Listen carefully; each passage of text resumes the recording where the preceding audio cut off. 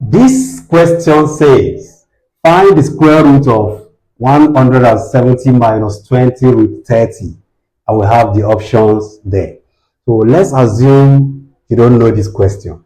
First, this is JAMB 1978, Mathematics question 7. Let's now assume that you've not seen this type of question before at all. So if that is your case, you can just take each of the options one by one, square them, and expand. So anyone that gives you this is the answer. But that may seem to be long in this situation. So, you know, sometimes JAMB exam is very easy to pass. If you test the options one by one, you get the answer. Though we have a process of doing this. So let us learn the process. Solution. So this is what I am given. 170 minus 20 root 30. So I'm going to equate that. So square, okay, I want to find the square root of that. So let me take the square root of this. So let me take the square root, let me equate it to square root of m minus square root of n. What's the reason behind this? Because this, if you look at this is surgical expression. It's a radical, it's an expression that involves surd. So, but we don't know which part. You know that the surd is at the second part. If we simplify this, it will later lead us to something like this. And again, you will see that there is negative in the middle here. So that's why we put negative here. So this is the general form that you will equate it to.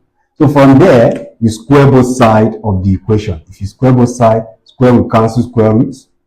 So square this one too. Now, what we did here by cancelling square roots cannot happen here, because that will be against the rule of surd. So what we would rather do is, we should simply just follow this. If you remember this general expression, equal to a squared plus b squared plus 2ab. So this is 1. Then this one too should also be your head. A minus b squared equal to a squared plus b squared minus 2ab. This should also be in your head. So using these two, you see that the second one corresponds to what I need. I can just use this to expand this without wasting time. So here, no more square root. I will have 170 minus 20 root 30 equal to, let's expand this now. So this means that I should square the first number. So the first one is m squared. Square root of m squared will give me ordinary m, because square will cancel square root. Similarly here too, plus square root of n, the same thing will happen here. Square will cancel square root. Then I'll put minus 2ab. So that is multiply the two sort together. Square root of m times square root of n, that will be square root of mn. I can contain them in the same square root. So from here, I am going to equate correspondingly. The ones with roots, I will equate them, and the ones without root, I will equate them. So m plus n be equal to 170. Call this equation 1. Similarly, 20 root 30 should be equal to what? 2 root mn. So what do you observe here? Simply here, we can divide both sides by 2. So 2 and 2 are gone. 2 here, 10. So from here, I'm going to be having 10 root 30 equal to what? Root mn. So if you notice, I can rewrite this as, okay, what if I square both sides again to remove the square root? So I can square both sides to remove the square root. Square will cancel square here. So, but from here, I will have 10 squared and root 30 squared equal to mn. So from here, square root will cancel square. Then I will have 10 squared is 100 times 30, and that's equal to mn.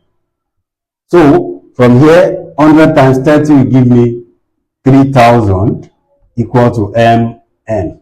So this new expression that I have, I can call it equation 2. So let's go and call it equation 2 on the other side. So from there, I can say that mn equal to 3000 to be equal to equation 2. So from equation 1, I can make either m or n the subject of formula. So I will have m equal to what? 170 minus n.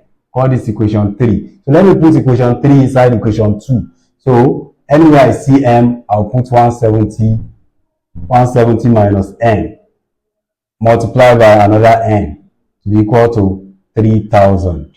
So let's open the bracket. I will have 170n minus n squared equal to 3000. Let's rearrange the expression. I will have minus n squared plus 170n equal to what?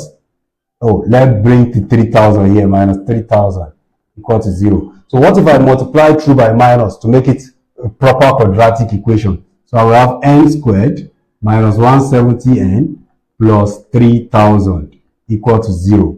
So from here, we can see that something is going to happen here. Something is going to happen. So we can factorize this quadratic. So 200 minus 30 will give me 170. Or we say minus 30, minus 150 minus 20. That will give me this. Minus 150 minus this. So I can have n minus 150 in one bracket and n minus 20 in another bracket.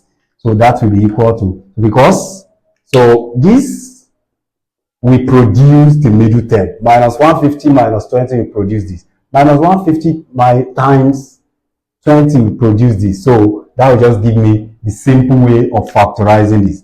N will be equal to 150, so equate. Or n will be equal to 20. Without wasting time, so we already have two values for n. So if you use this inside the original, if you use this inside equation 3, you will still get the same values for m. You still get 150 and 20 for m. So we can just go back to this now and say root m minus root n. Since we know that both m and n will have the same alternating value, so I can just say this is square root of, let's use 150 for m this time, and then 20 for n. So this is what I will now simplify further to break it down. So I can rewrite this as square root of 25 times 6 minus square root of what? 4 times 5. So from here, square root of 25 is 5. That's 5 root 6 minus what? 2 root 5. So this is the final answer. 5 root 6 minus 2 root 5. Or you can even write it as 2 root 5 minus 5 root 6, depending on your arrangement. Any of the two is correct. So check the option, you will see that option B is the correct answer. Thank you.